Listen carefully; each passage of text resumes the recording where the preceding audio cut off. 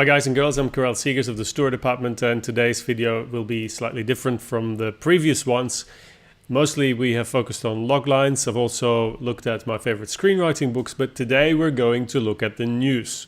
Why? Because President Trump made a statement about violence in the movies and in games, and I wanted to have a quick look at that and listen to his exact words. And rather than join the storm of reactions from both sides, I wanted to give you my hopefully somewhat more nuanced take on it. Here we go. This is the clip. We have to look at the internet because a lot of bad things are happening to young kids and young minds, and their minds are being formed. And we have to do something about maybe what they're seeing and how they're seeing it. And also video games. I'm hearing more and more people say the level of violence on video games is really shaping young people's thoughts.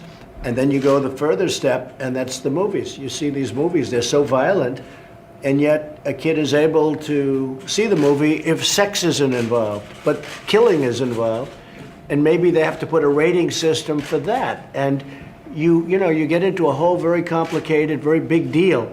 But the fact is that you are having movies come out that are so violent with the killing and everything else that maybe that's another thing we're going to have to discuss. And a lot of people are saying it. You have these movies today where you can go and have a child see the movie, and yet it's so violent and so disgusting.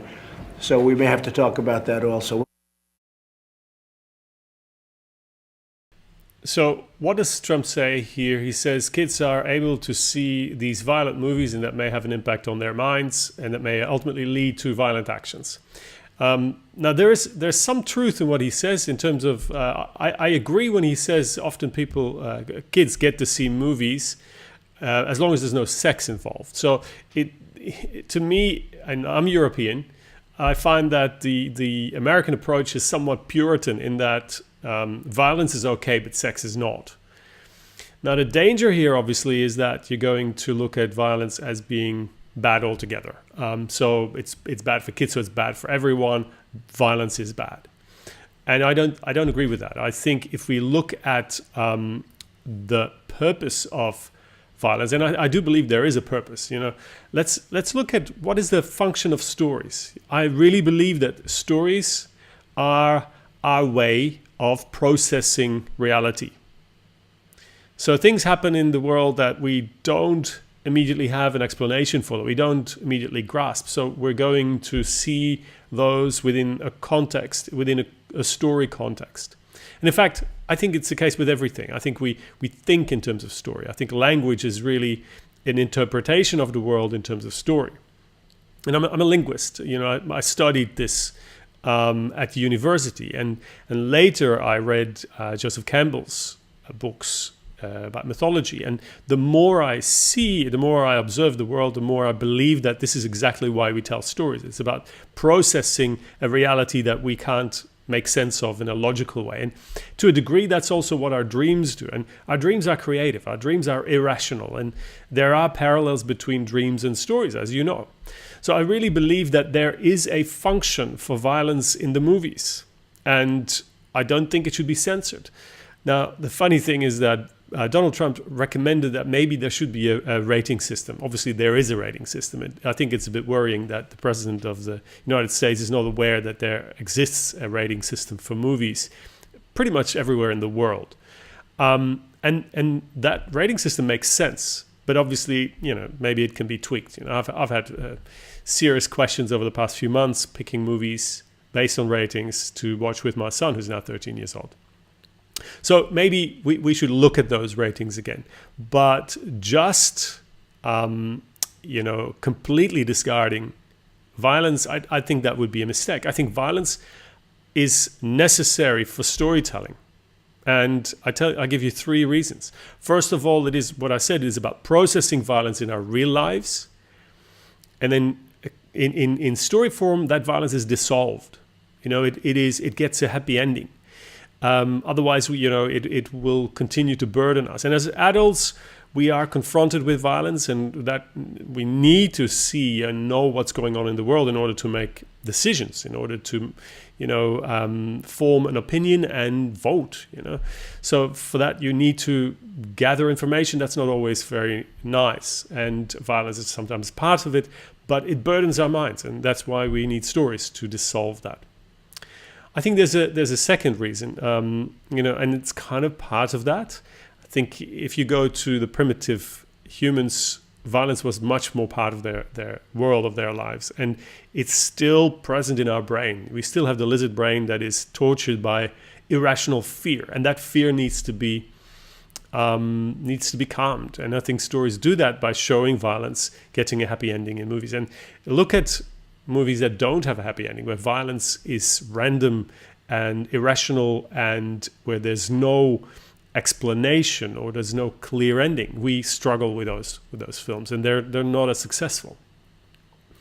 Now, I do agree that we need to protect children from that violence, because until we have experienced this violence in the real world, there's no need to dissolve it. And if kids get to see, if this is what they get to see first, if you use movies as a babysitting device for your kids, for your young kids, and they're exposed to violence for the first time in movies, I think that could be very detrimental. Now, I have done some research in the sense that I've tried to find scientific solutions, because I believe in science, and I've looked for papers or essays on the subject, and I've contacted psychologists, but I haven't found anything of this kind. So I'm now inviting you, if you know of any reliable studies in this field, I would love to know more about that. So please comment to this video if you know more about it. I'll probably come back to this, and in the context of mythology, because I think when you're a storyteller, it's good to ask those big questions. And I've mentioned Joseph Campbell before. In his book, The Hero with a Thousand Faces, he looks at how stories respond to questions people have. And more specifically, he looks at the functions of mythology. And according to Campbell, there are 4 functions. Mystical, which is about the bigger things of life that we cannot capture in science. Then cosmological, sociological, and ultimately psychological, and it has to do with the psychological growth of a person, the maturing of the person.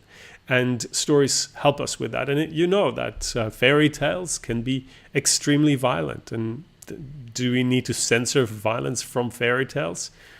Maybe not. It could be that maybe those fairy tales originated in a time where there was more overt violence in the streets, and therefore those fairy tales had a bigger function. Maybe they have changed over time. But that's, again, only a hypothesis.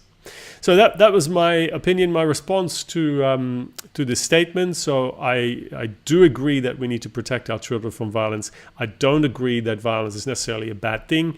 I forgot to mention, in fact, one reason why we sometimes need violence and guns in our stories, because it gets us to the heart of the matter more quickly. It puts more pressure on characters to act.